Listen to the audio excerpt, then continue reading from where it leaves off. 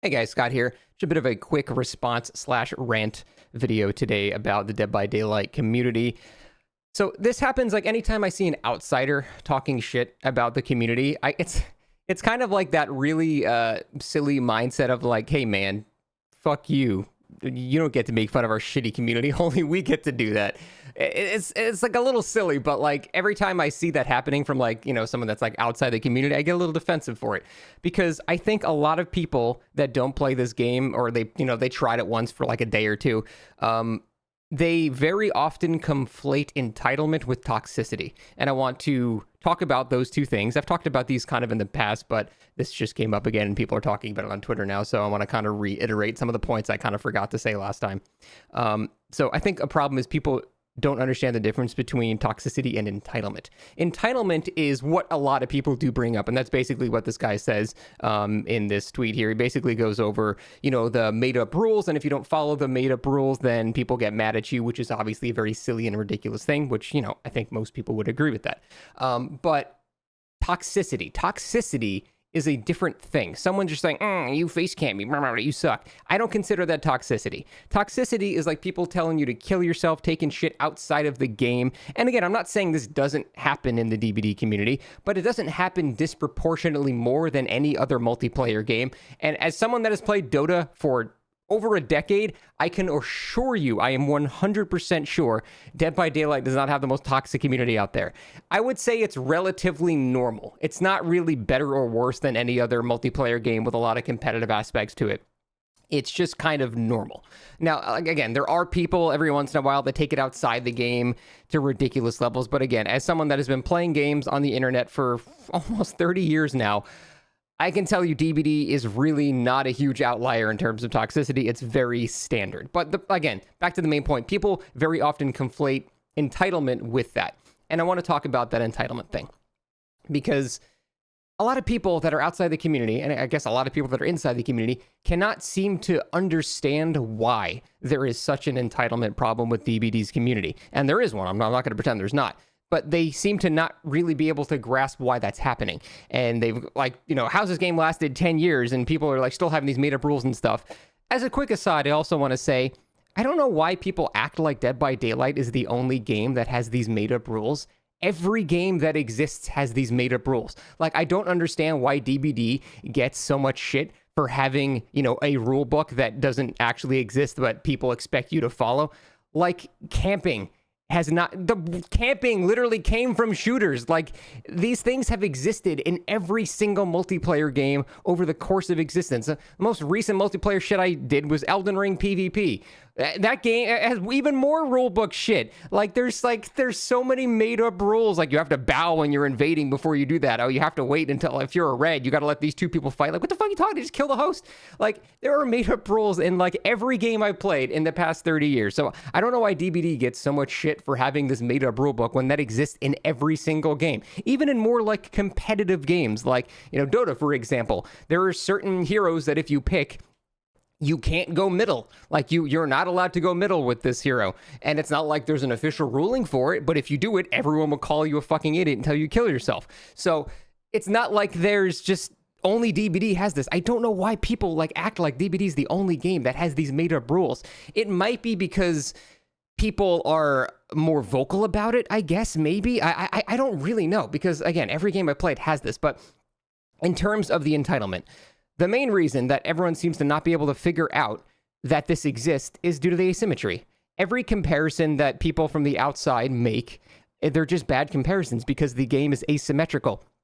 And you might think, oh, that's a shitty excuse. That doesn't really account for, the rulebook and stuff like that. But it really does. Most of the rulebook shit in Dead by Daylight comes from a lack of understanding. For example, if I'm getting proxy camped or something like that, I might be thinking, oh, well, this is really boring and shitty. I'm going to talk shit to this killer because he's proxy camping and he's not allowed to do that.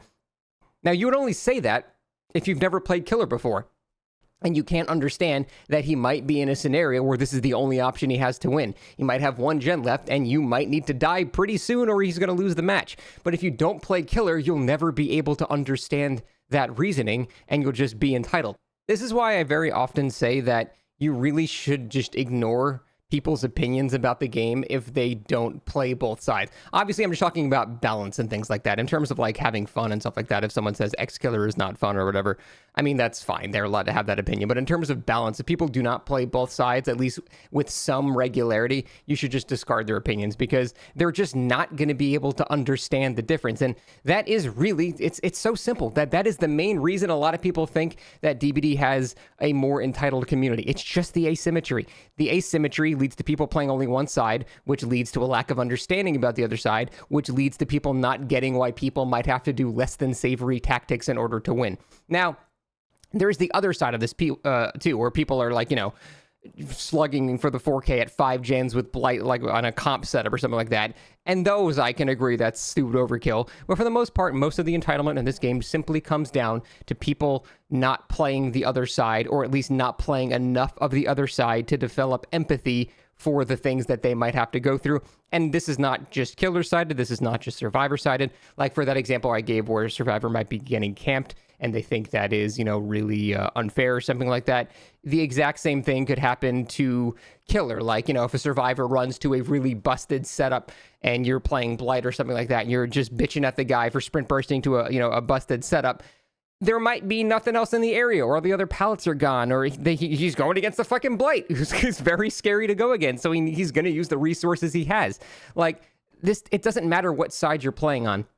If you don't play the other side, you're never going to develop the necessary empathy to understand why people have to do some of the things they have to do in order to win in this game. And that's it. That's really that simple. So that's why I said it's a lot of the time it's outsiders like this that make these types of comments, because very often, you know, they might have played 5 games of killer and thought, well, this is shitty. Every time I played, survivors were bitching at me for doing X, Y, or Z.